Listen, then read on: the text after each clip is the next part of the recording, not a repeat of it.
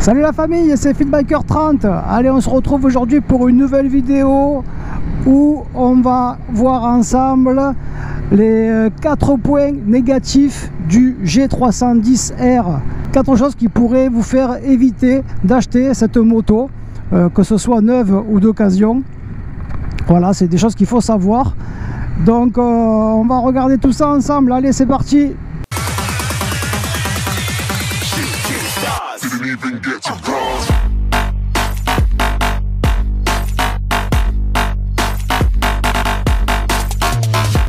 Ouais, d'abord évidemment la BMW G310R, voilà, c'est une moto fiable, tout ça, qui a plein de qualités, ça c'est sûr.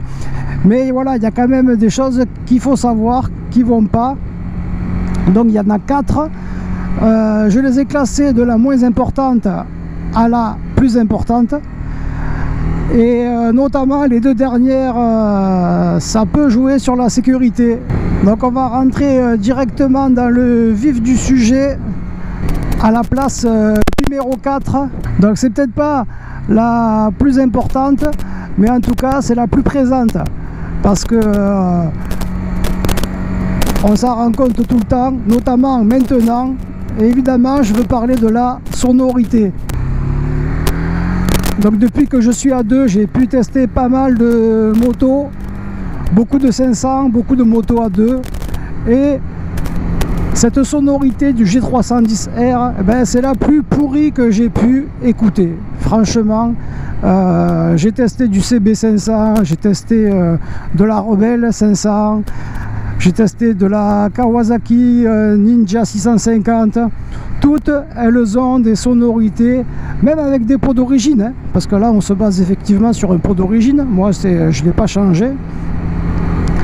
Et bien, toutes les motos, même avec des pots d'origine, elles ont un son plus sympa que la G310R. Donc ça doit venir soit de la cylindrée, qui est plus petite, ou soit du pot d'échappement en lui-même. Voilà, il faudrait vraiment que BMW fasse un effort, retravaille complètement l'échappement de la moto pour arriver à avoir quelque chose d'un peu plus joli, un peu plus rock. Mais qu'est-ce que c'est que tous ces bikers là?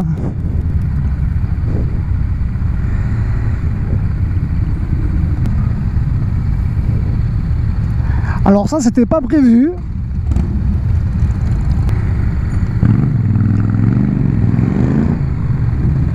Je devais monter, ben finalement je me suis incrusté au mouvement. Oui, là on parlait de sonorité justement. Là on voit la différence. Hein. Bon, c'est pas des A2, c'est sûr. Bon, ben, je sais pas où ils vont, mais bon, je vais pas les suivre. Allez les amis, à plus. Ce qu'on va faire, c'est qu'on va se mettre là pour écouter un peu, mettre en pratique ce que je dis. Ben voilà, on va écouter un peu la sonorité. Hein. C'est pas terrible. Donc numéro 4, le son. Donc on passe au numéro 3 du classement. Les 4 points qui pourraient faire que vous n'achetiez pas cette moto. Et donc en numéro 3, eh ben, c'est le moteur. Et oui, car effectivement, sur cette BMW G310R, on a un petit 310 cm3 de seulement 34 chevaux. Donc là aussi, par rapport à ce que fait la concurrence, on est largement en dessous. Toutes les motos A2 des concurrents, des principaux concurrents, hein, Honda, Kawasaki, Yamaha, KTM, le minimum qu'on retrouve, c'est minimum du 390 cm3 et en général au plus bas c'est du 44 chevaux pour des motos A2.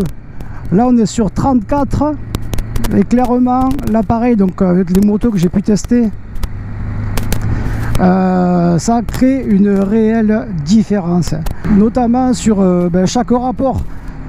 Sur la vitesse max de chaque rapport, on va aller plus loin, plus vite en première. La deuxième, on va pouvoir la tirer plus longtemps avec des moteurs un peu plus puissants. Donc après, Pour une utilisation quotidienne, aller au boulot, tout ça, pour doubler, il n'y a pas de souci, ça peut suffire.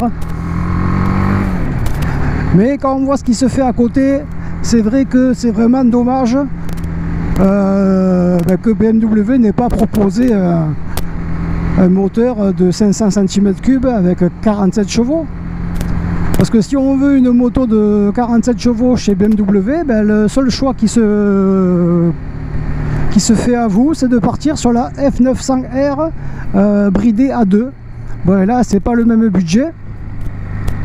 En fait, chez BMW, il n'y a rien entre la 900 et la 300. Si vous voulez un petit 600 chez BMW, non, il n'y en a pas.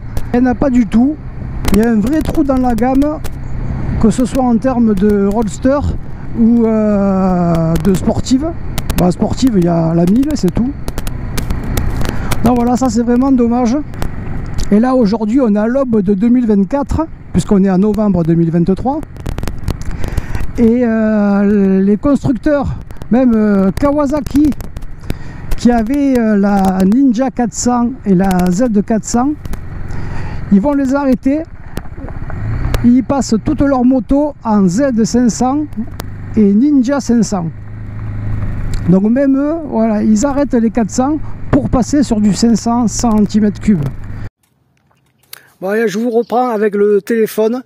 On a une belle journée là, j'ai trouvé un petit spot sympa que vous connaissez.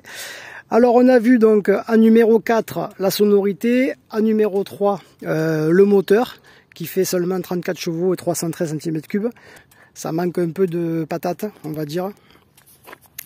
Allez, après on passe donc au numéro 2 et là on va attaquer les plus gros morceaux.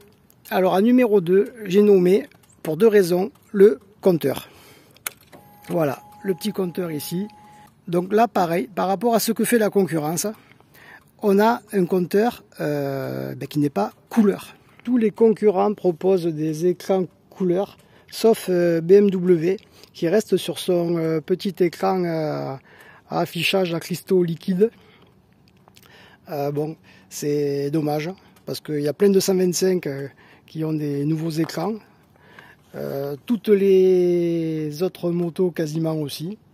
Donc là on a un petit écran voilà, qui est pas trop lisible non plus. Ça pourrait être beaucoup mieux. Mais le principal défaut de ce tableau de bord, c'est le bouton qui est ici, qui permet d'accéder aux informations, de faire défiler les infos, que ce soit le road trip, les températures du liquide de refroidissement, l'autonomie de la moto, la consommation moyenne. En fait, quand on veut accéder à tout ça, il faut appuyer ici. Donc, ce qui veut dire lâcher le guidon. Donc, au niveau sécurité, c'est vraiment pas top, quoi. Alors que sur la majorité des motos, il y a une molette là, on appuie sur le bouton et on a accès aux informations de par le guidon, sans avoir à lâcher la poignée. Donc au niveau sécurité, ça pourrait être beaucoup mieux d'apporter ce petit changement à la moto. Alors en plus, une chose qu'il faut signaler, c'est que moi j'ai acheté la moto en décembre 2021, elle coûtait 5290 €. Là, en ce moment, elle est vendue 5690. Donc la moto, elle a pris 400 € et il n'y a eu aucune amélioration qui a été apportée. Alors 400 €, c'est quand même une somme. Ils auraient pu au moins ou changer l'écran ou mettre le petit bouton pour accéder aux informations, ou alors, et même ces 400 € auraient pu servir aussi à apporter la modification suivante, qui est la chose numéro 1 pour laquelle moi je déconseillerais d'acheter cette moto, c'est le signal de détresse. Il n'y a pas de signal de détresse. Donc là, je veux dire, c'est un bouton quand même, ça coûte absolument rien à mettre. C'est un petit bouton qui permet de faire clignoter les deux feux en même temps. Et là, on parle sur quand même un élément de sécurité. C'est pas un port USB. Le port USB, tout le monde peut s'en passer. Autant le signal de détresse, vous le mettez quand vous êtes en danger. Donc le fait qu'il n'y en ait pas, vous remettez un peu en cause votre sécurité. Et ça, bon, c'est vraiment pas top du tout. En plus, moi qui fais souvent des manifestations pour le contrôle technique, avec Octobre Rose, tout en moto Occitania, tout le monde, ils mettent leur feu de détresse quand ils font les manifs. Et moi je peux pas, parce que sur la G310R, le bouton n'y est pas. Et c'est vraiment très très dommage. Donc évidemment, ce classement est totalement subjectif et personnel. Il n'appartient seulement à moi. Peut-être ces 4 défauts ne vous poseront aucun problème. Dans ce cas, parfait, hein, allez-y, foncez. Mais voilà, bon, si vous devez acheter cette moto neuve ou d'occasion, maintenant vous pouvez l'acheter en connaissance de cause et savoir que vous allez avoir une sonorité qui est pas terrible, un moteur qui pourrait être optimisé. Donc vous aurez un moteur de 34 chevaux et une petite cylindrée de 313 cm3, bien en dessous de ce que font les principaux concurrents. Vous n'aurez pas un écran TFT couleur, mais seulement un petit écran à cristaux liquides pas très lisible. Et vous n'aurez pas non plus de signal de détresse. Et ça ne m'a pas empêché non plus de parcourir quand même 24 165 km. Hein. Ce qui veut dire que dans pas longtemps, on va avoir la vidéo du bilan des 25 000, où là je serai évidemment un peu plus flatteur avec cette moto et moins dans la critique. Voilà, sur ce, j'espère que cette vidéo vous a plu, qu'elle pourra éventuellement vous aider à faire un choix. N'hésitez pas à vous abonner à la page si ce n'est pas déjà fait, à mettre un petit pouce bleu évidemment pour soutenir la chaîne. Et puis moi je vous dis à très vite les amis pour une prochaine vidéo. Allez, tchuss la famille!